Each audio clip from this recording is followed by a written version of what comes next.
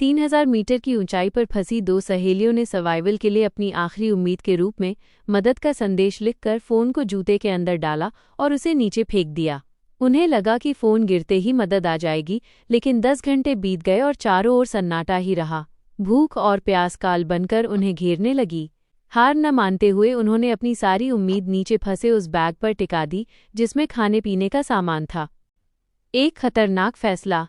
सुरक्षा रस्सी, सेफ्टी रोप छोटी होने के कारण वे बैग तक नहीं पहुंच पा रही थीं। तब सहेली हंटर ने एक जानलेवा फैसला लिया। उसने कांपते हाथों से रस्सी को टावर से बांधा और धीरे धीरे नीचे उतरने लगी।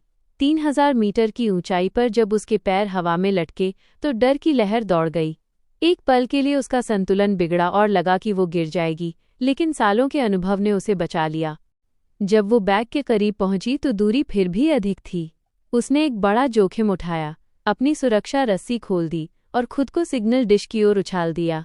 वो डिश पर गिरने में सफल तो रही, लेकिन अब उसके सामने सबसे बड़ा सवाल था, वापस ऊपर कैसे जाएं? मौत से लुका छिपी। सहेली ने सेल्फी स्टिक का सहारा लिया और किसी तरह बैग को ऊपर वाली रस्सी में फंसा दिया।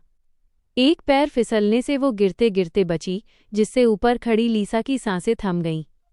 आखिरकार उसने छलांग लगाकर बैग को पकड़ लिया और लीसा ने उसे ऊपर खींचना शुरू किया।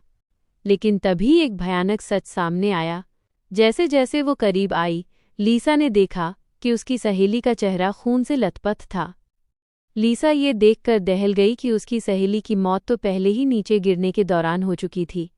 वह जिसे ऊपर खींच रही थी, वह केवल उसका मृत शरीर था या लीसा का भ्रम। आखिरी दांव और बचाव। लीसा ने हिम्मत नहीं हारी। उसने खुद को रस्सी से बांधा और नीचे उस सिग्नल डिश तक उतरी। अपनी सहेली की लाश के पास पहुंचकर उसने अपने मरते हुए फ़ोन पर मदद का मैसेज लिखा। उसने फ़ोन को सहेली के जूते में डाला और उस जूते को सहेली के पेट के घाव के अंदर सुरक्षित कर दिया। फिर उसने लाश को नीचे धकेल दिया ताकि वो ज़मीन पर गिरे और सिग्नल मिल सके। लीसा आंखें मूंदकर प्रार्थना करने लगी।